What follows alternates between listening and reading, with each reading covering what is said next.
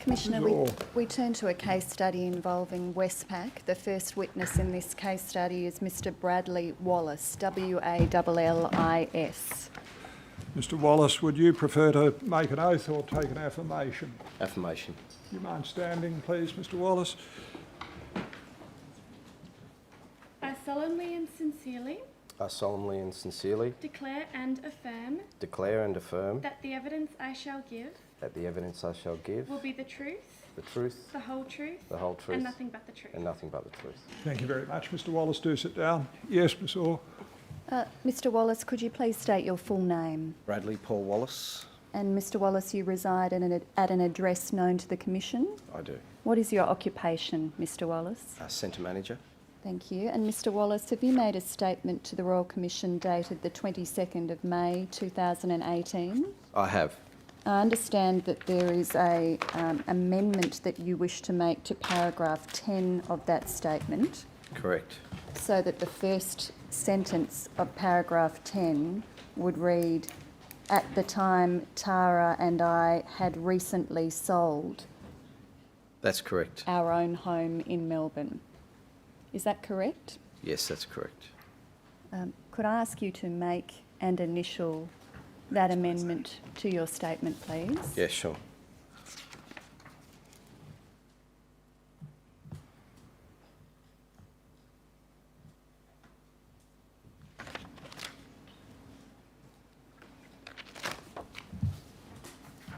Having made that amendment, I have. Mr Wallis, are the contents of your statement true and correct? They are. I tender that statement, Commissioner. And should we have his summons as well? Yes, I was going to Yes. proceed to the summons. Thank you, Commissioner. Yes. Exhibit 3.54 will be the statement of Mr Wallis. Mr Wallis, you've received a summons to attend and give evidence today. I did. Do you have that summons there with you? I've just handed it over. I see. I tender that summons, Commissioner. Exhibit 3.55 will be the summons. Now, Mr Wallis, your statement deals with events commencing in late 2015 when you say you and your wife began looking for opportunities to run your own business. Could you please explain what your work history was prior to that time? When I left school, I travelled for a little while and then joined the New South Wales Police Service.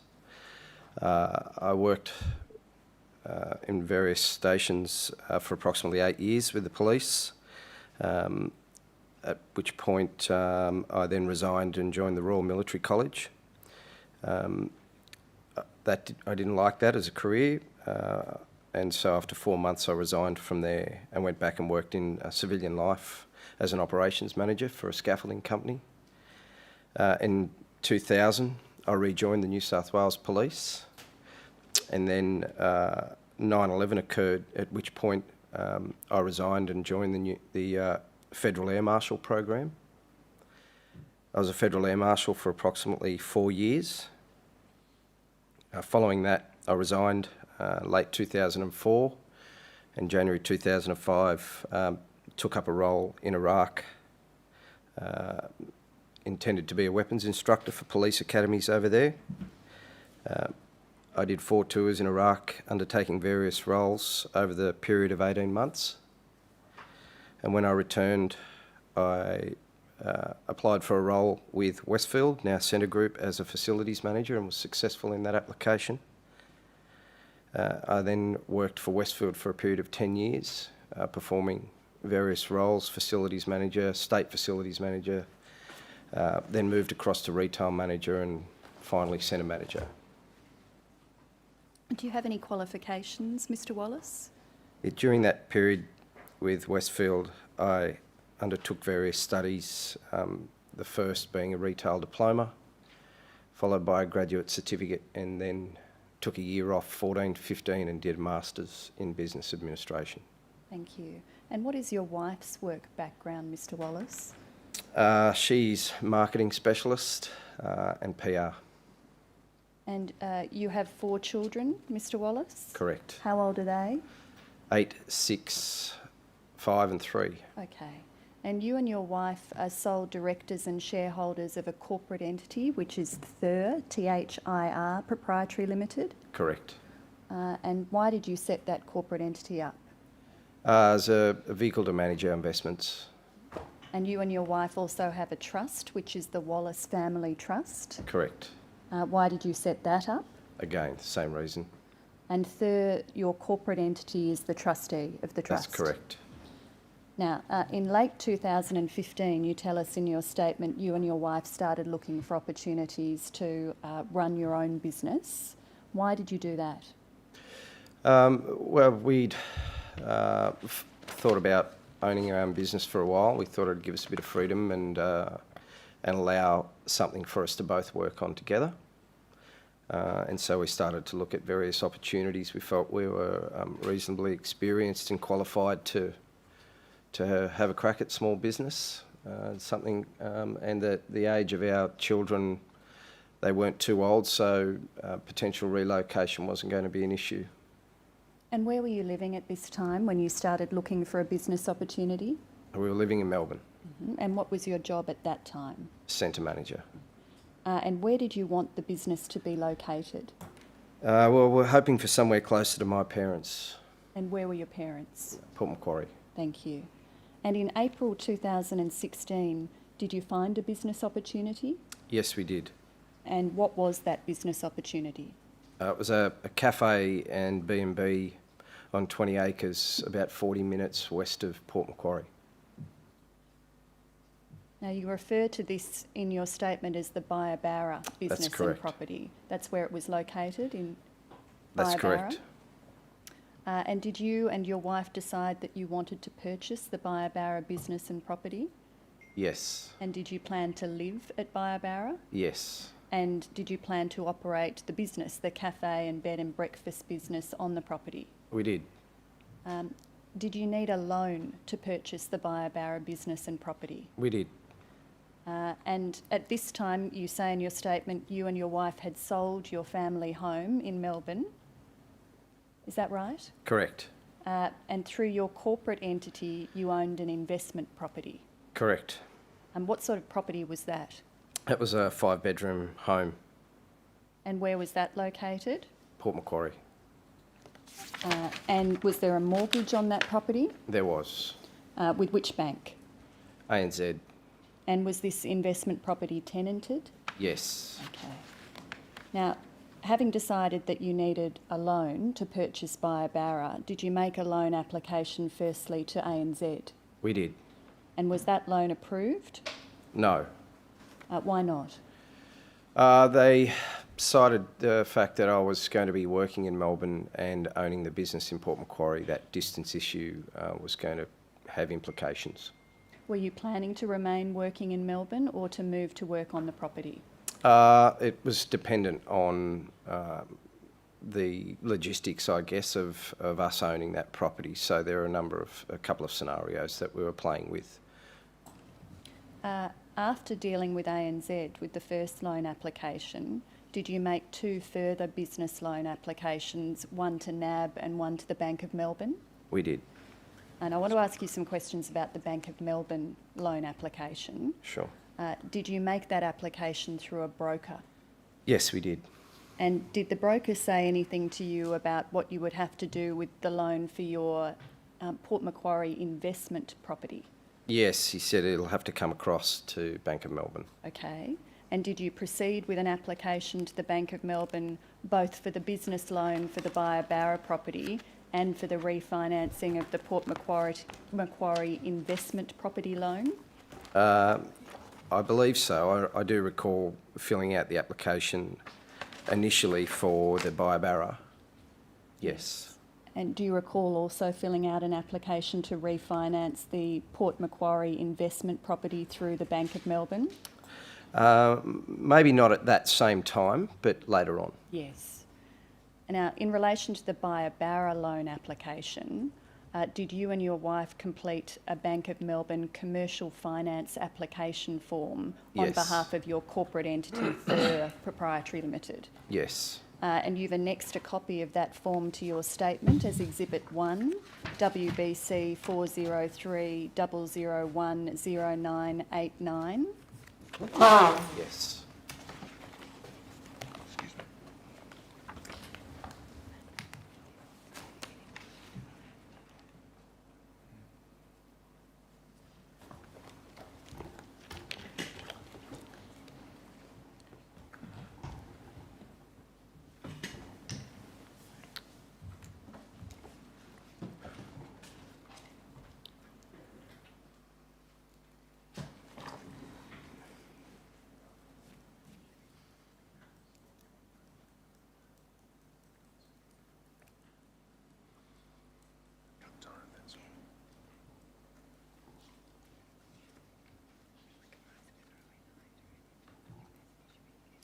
Perhaps I'll continue with the questions, and hopefully the document by which I wanted to ask you the questions by reference to will come up on the screen while I'm doing so, Mr. Wallis.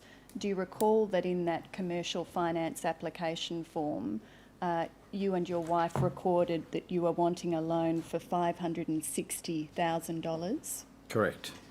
And you indicated in that commercial finance application form that the purpose of the loan was to purchase a 20-hectare property that had a going concern restaurant, a 5-star B&B, a 2-bedroom house, a 2-room studio, an 11-metre heated pool, a ride-on lawnmower and an 18 gigalitre irrigation licence. Do you recall explaining all of that as the purpose of the loan? Yes, 20-acre property. 20 acre, thank you. Yes. And we don't have the document on the screen yet, but the document indicates that you and your wife completed it and dated it on the 30th of April 2016. Correct. Now, you and your wife also, on behalf of Thur, completed a business finance consent form, which you've annexed to your statement as Exhibit 2. Yes. And you can see from the version of that document you have, the doc ID is WBC 403 001 1550. You can see that that was another document that you and your wife signed and dated on the 30th of April 2016. Yes. And these forms were submitted to the Bank of Melbourne by your broker. Yes. We have that. Now, could we just go, if we're able to go back to the first document, that is the one that I would like to display on the screen. But if that's not possible, I'll move on. The first document was WBC 403 001 0989.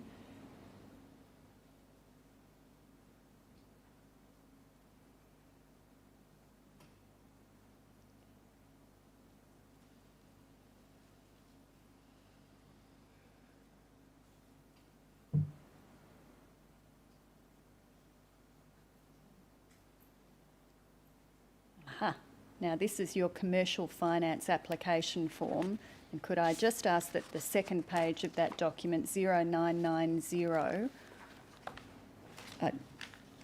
so that the Commissioner can see this, we see that you have ticked commercial loan at the top of the page, an amount of $560,000, and we see the reference at the bottom of the page to the purpose of the loan, which I read to you earlier. So if we could have that taken off the screen, and you see the reference to the purpose there at the bottom of the page.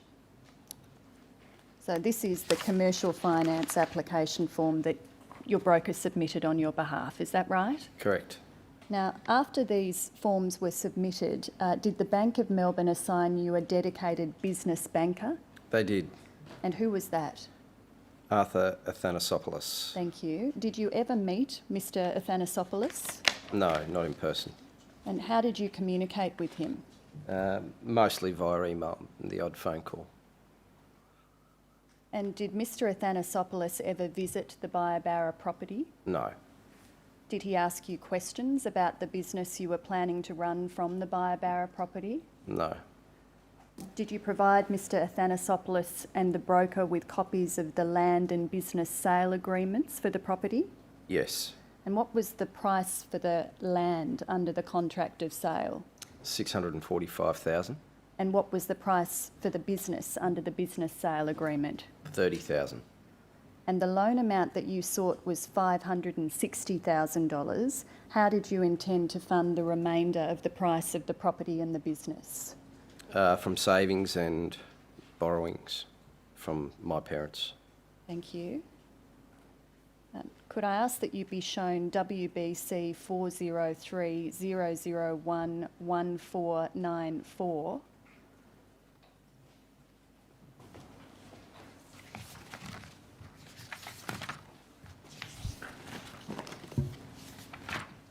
That document's not in your statement, Mr Wallis, but hopefully it will be able to be brought up on the screen relatively quickly.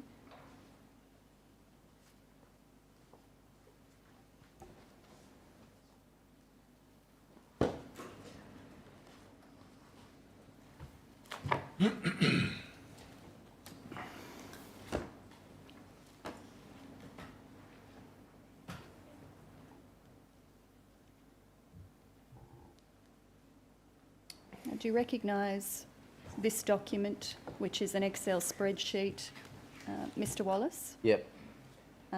Now, is this a document that went to the bank as part of your loan application process? Yes. And does it contain a projected profit and loss for the business? Yes, it does. And who created this document? I did. Thank you. I tender that document, Commissioner. Will be Exhibit 3.56, Excel spreadsheet, profit and loss, WBC 403-001-1494.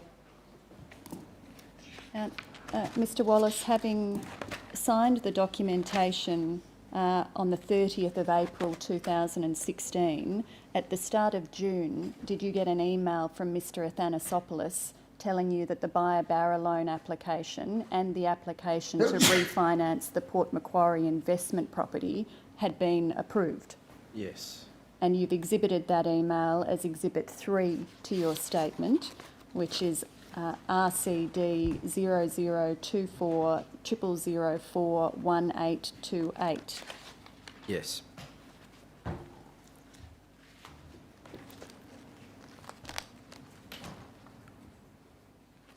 You have that document in front of you as Exhibit 3, Yes, I Mr do. Wallis, and you can see that on the second page, Mr Athanasopoulos communicates to you that your facility for your refinance and purchase has been unconditionally approved and docs have been ordered, expected in the next 24 hours.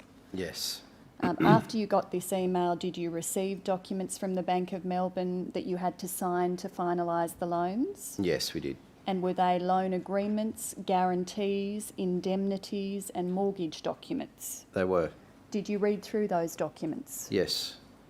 Now, you've annexed the loan agreement for buyer Barra as Exhibit 4 to your statement. That's WBC 403 002 0069.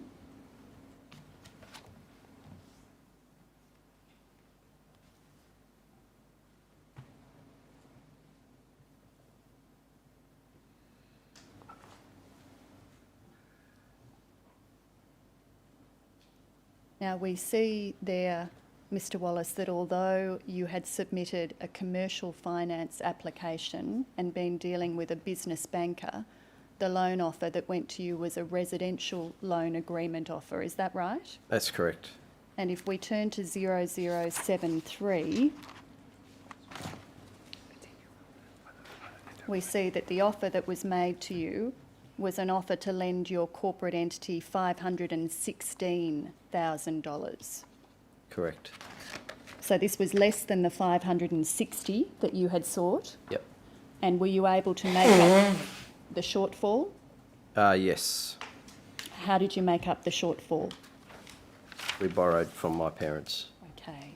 And we also see on this page that the loan was secured by the buyer Barra property.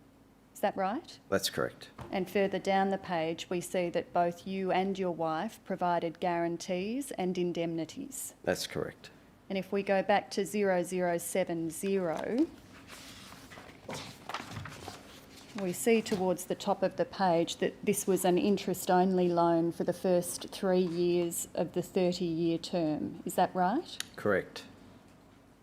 Now, by the time that you had the buyer Barra loan approved by the Bank of Melbourne, you had also received conditional approval from NAB under your other business loan application. Is that correct? That's correct. But the NAB approval was for a lower amount. That's correct. Do you recall what that amount was? 492,500.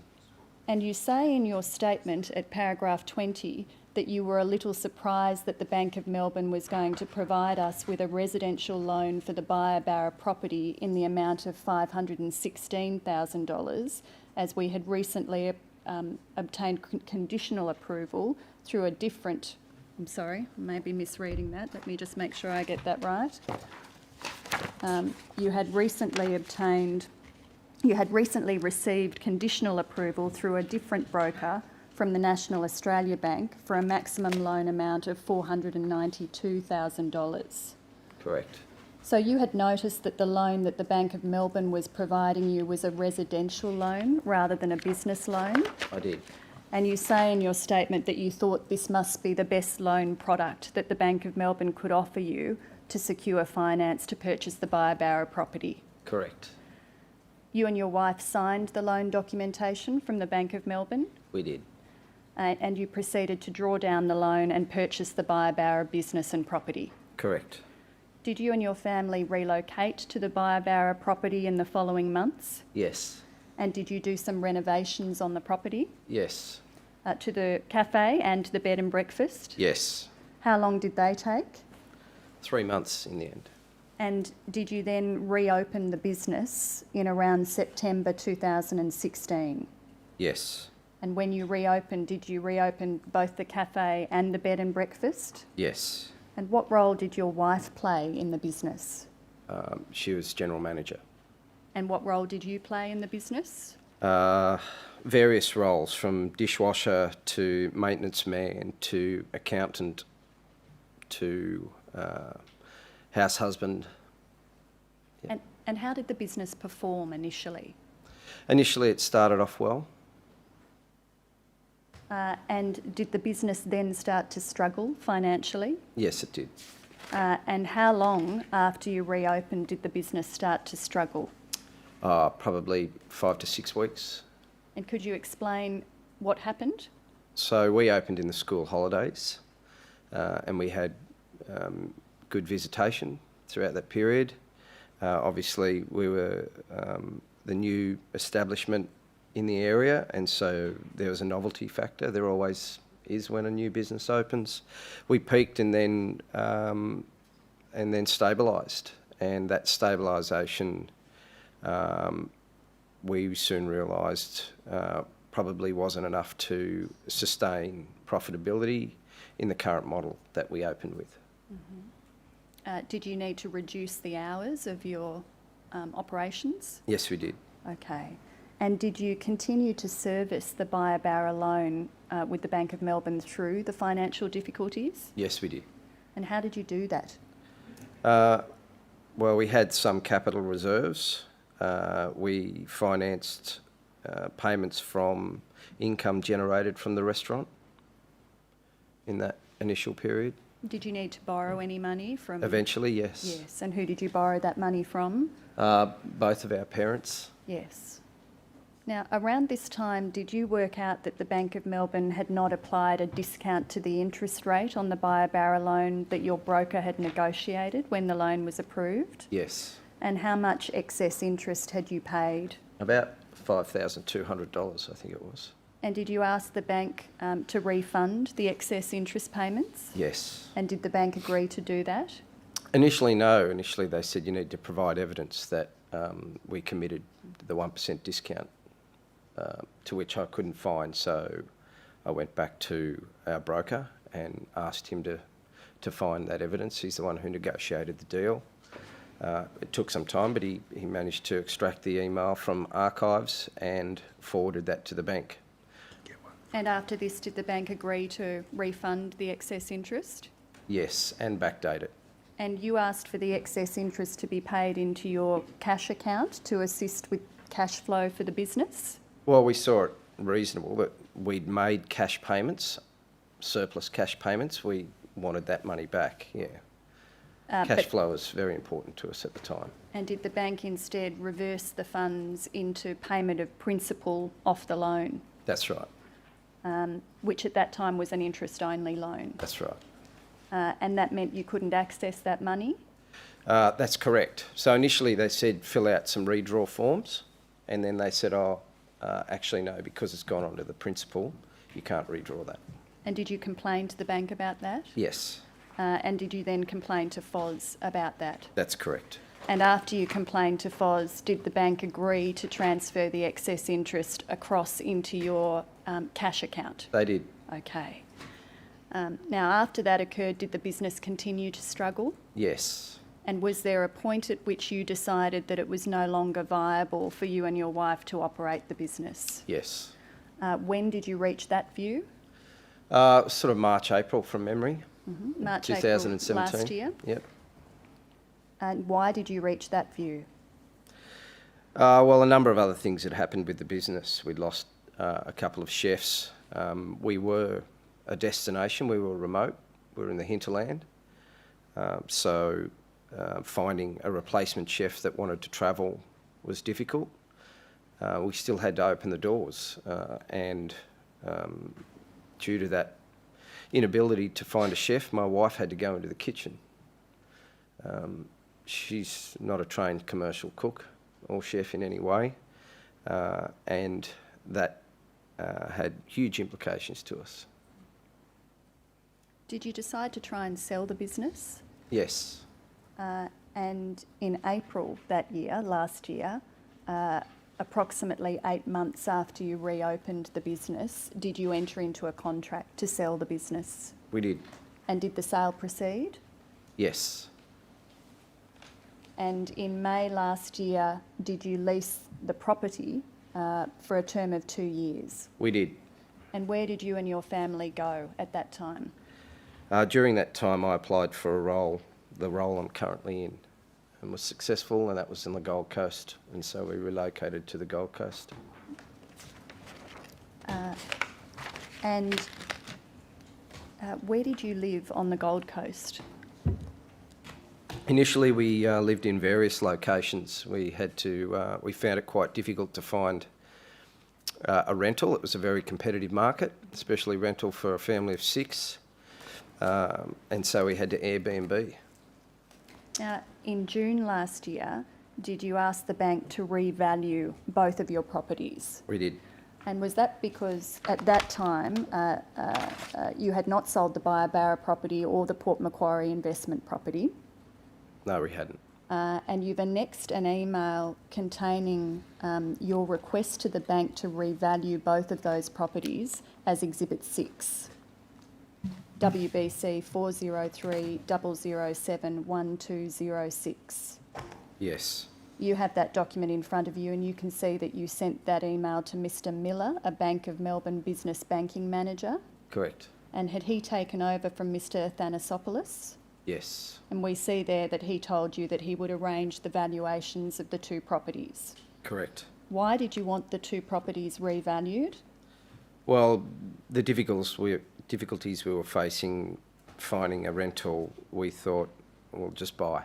And so we wanted to know what equity we had in the properties. We'd borrow on that equity and purchase the place. To purchase a home on the Gold Coast. That's correct. Is that right? And did the bank subsequently inform you that because the Barra property was both a residential and a commercial property, and the bank only paid for residential valuations, you would need to engage a commercial valuer at your own cost? Correct. You've annexed some emails that you exchanged with the bank about this as Exhibits 7 and 8 to your statement. The bank told you in those emails that the price range for a commercial valuation was $1,000 plus? That's right. And did you proceed with the valuation of the Barra property? No, we didn't. Why not? Well, it was a lot of money. Yep. And later that month, did you decide with your wife to sell the investment property at Port Macquarie? Yes, we did. Why did you decide to sell that property? To free up some capital. Yes. And you signed a contract of sale in September last year? That's correct. And how much did you agree to sell the Port Macquarie property for? $760,000. And would that amount have fully discharged the mortgage that the Bank of Melbourne had over that property? More so, yes. So it would have resulted in surplus proceeds of sale Correct. after the mortgage was discharged? Correct. And you sent a request to the bank to discharge the mortgage on the investment property? Yes. And what happened after you sent that request? They came back to us and essentially said, we'll arrange the discharge. However, we'll also need to change the loan facility of your remaining asset, the Biobarra. Did they explain why they needed to change the loan facility for Biobarra? Because they deemed it to be a commercial operation. You say in your statement that you had a telephone call with Mr. Damien Brander from the bank, and you deal with this in paragraph 34 of your statement.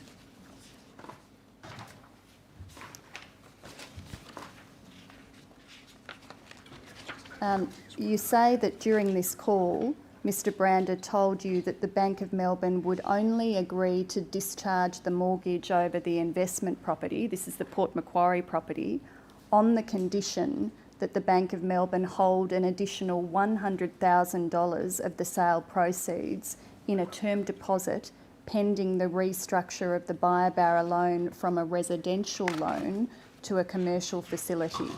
Is that right? Correct. So did you understand that it was a condition imposed by the bank of its release of its mortgage over your investment property that you and your wife agree to set up a term deposit into which $100,000 of the surplus proceeds of sale would be held? Correct. And did you understand that you would be permitted to access the $100,000 held in that term deposit? No, we could not. And did you also understand that it was a condition imposed by the bank of the release of the mortgage over the investment property that you and your wife agreed to restructure the loan over Biobarra to a commercial facility? Correct. And what did you think about the bank imposing these conditions on the discharge of the mortgage over the Port Macquarie property? It was unjust. We felt that we were being held for ransom essentially to agree to that, to have that discharge of our investment property mortgage. Did you exchange a series of emails with Mr. Brander and Mr. Miller at the bank about their condition that they'd only discharge the mortgage on this basis? Yes. And you've exhibited those emails as Exhibit 9 to your statement. If we could go to that, WBC 403 006 4064. And if we could start with the email at 4067. We see, and I'm sorry, the printing is very small. I want to go to the email at the bottom of the page to you from Damien Brander on the 28th of September 2017. We see there a reference by Mr. Brander in the third paragraph down to your telephone conversation. To confirm what we discussed yesterday for you, I have commitment from our State Credit Officer to approve the sale discharge request, which we will look to complete next Friday, the 6th of October, on the condition that we hold $100,000 of the sale proceeds in a term deposit. We will release the term deposit when the new business loans are in place to correctly secure the bank's post-settlement position. As advised on the phone with you yesterday afternoon, this will occur when the valuation has been completed and returned and you have fully signed and executed the new business loan contracts. The $100,000 term deposit is required as at the current value of the commercial property we hold, being the purchase price from 2016, there is a $100,000 shortfall in security held for the bank. When the new valuation comes back, we anticipate that the bank will have a fully secured position and release the money back to you.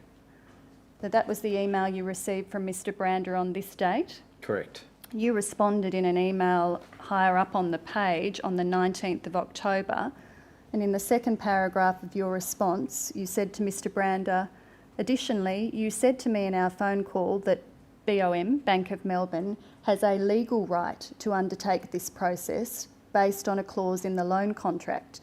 Can you please advise which clause this is and also forward a copy of the executed contract so we can validate this?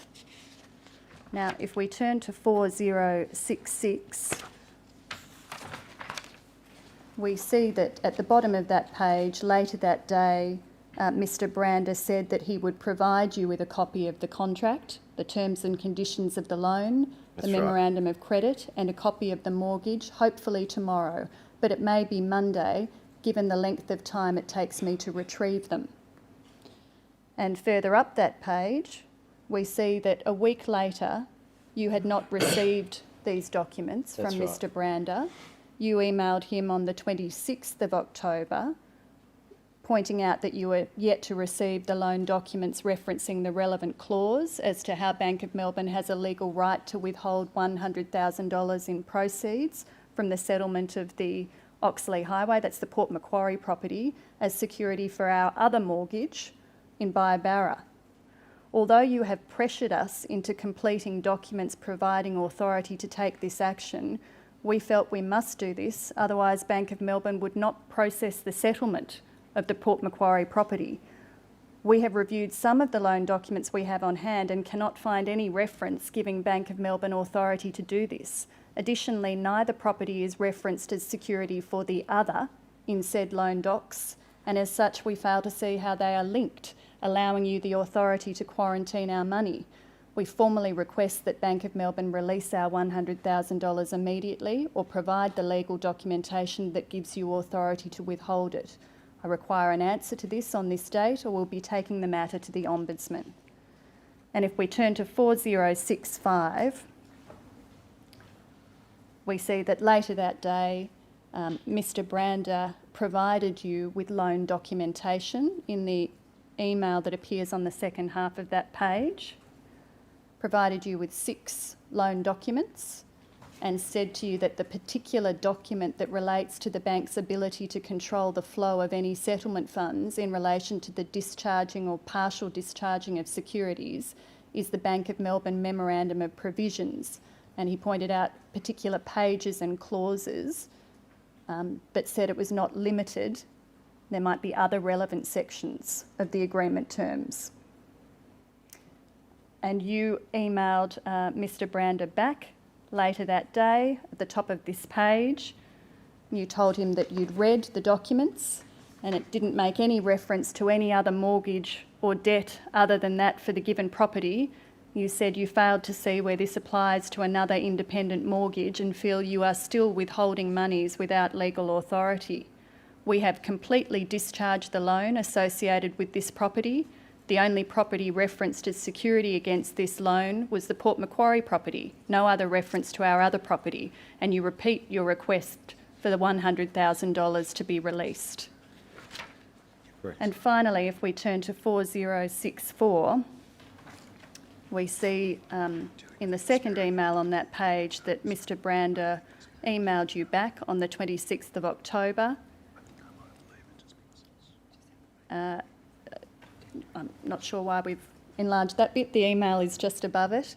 And Mr. Brander said to you, as previously advised in my phone conversations and via email, the bank will not be in a position to release the $100,000 term deposit until the existing residual loan is restructured as a business loan, due to it now solely being secured by a commercial property, and that there is a shortfall of security based on the existing valuation figure. Now, just pausing there, the property was secured at this time by the same property that had always secured it. That's Is that correct. right? Yep. All right. And you responded to this email in the email at the top of the page. You thanked Mr. Brander for explaining the position. And you said, 2 points I reiterate that make us disagree with the legal grounds of such a decision, which we feel has been determined by your interpretation. 1, the property usage has not changed since we purchased it. It was always a residence and still is with an adjoining business. Bank of Melbourne agreed to residential loan and we don't see why that has changed.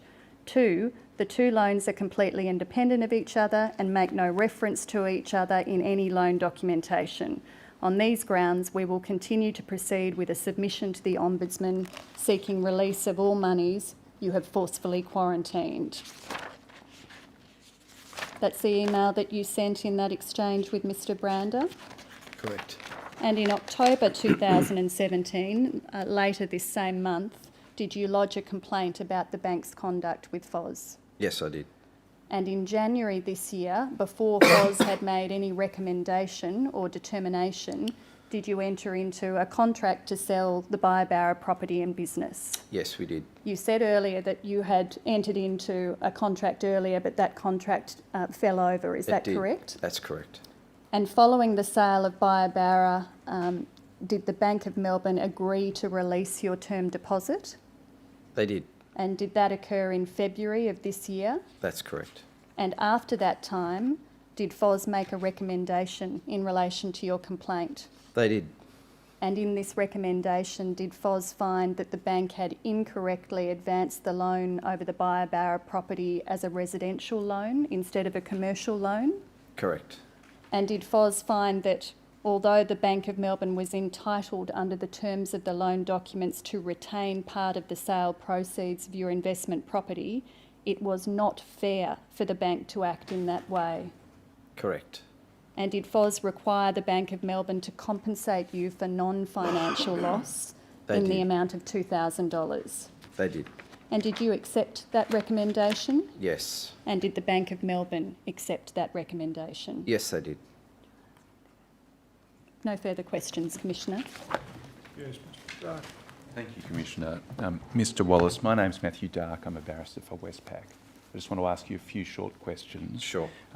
Commissioner, could I ask that document WBC.403.002.0006 be brought up on the screen?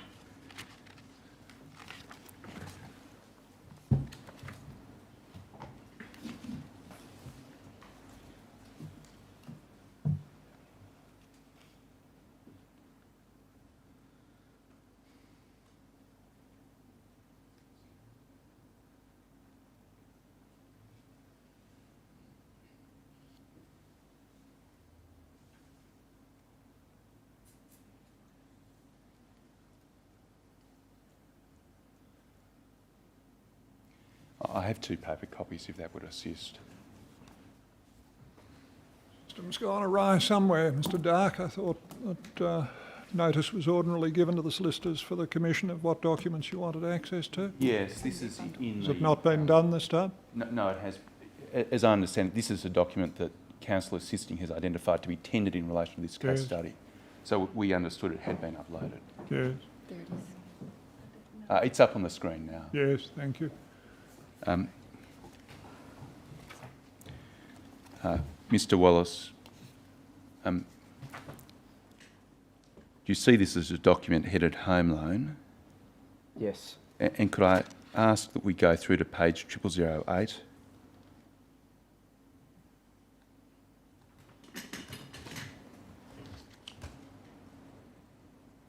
And you see there a section of the document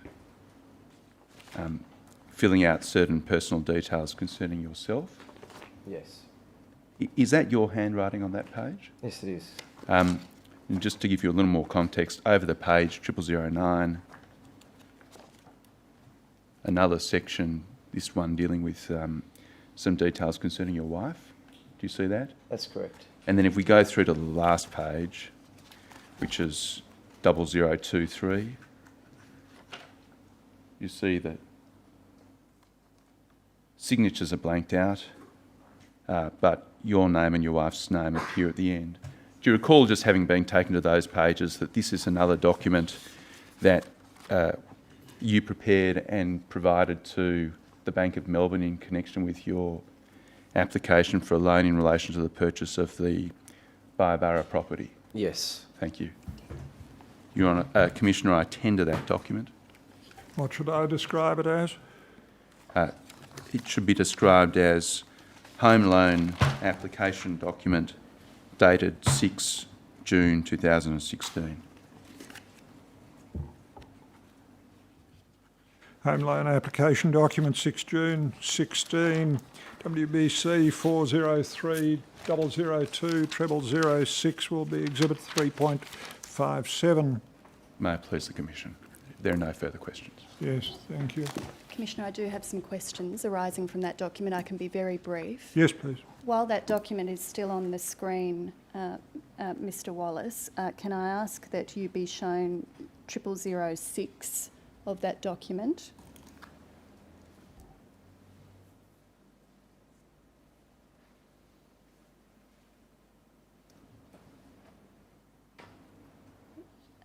We see there, Mr Wallis, that you have ticked as the loan purpose by business. Correct. Correct? And could I also take you to 0014?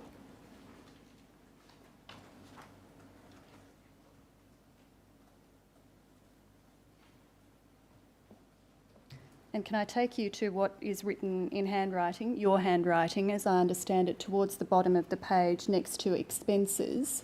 Have you written there, captured in business operations, refer P&L provided? Yes. And was that a reference to the profit and loss, the prospective profit and loss statement that I took you to earlier, That's correct. in relation to the business that you were planning to operate from this property? Yes. Thank you. No further questions, Commissioner. Thank you very much, Mr Wallis. Thank you very much for your evidence. You may step down and you're excused. Where do we go to tomorrow, Ms. Orr? We'll continue with this case study, and the first witness tomorrow will be Mr Alistair Welsh, again from Westpac. At 09:45 tomorrow. Yes. Thank you, Commissioner.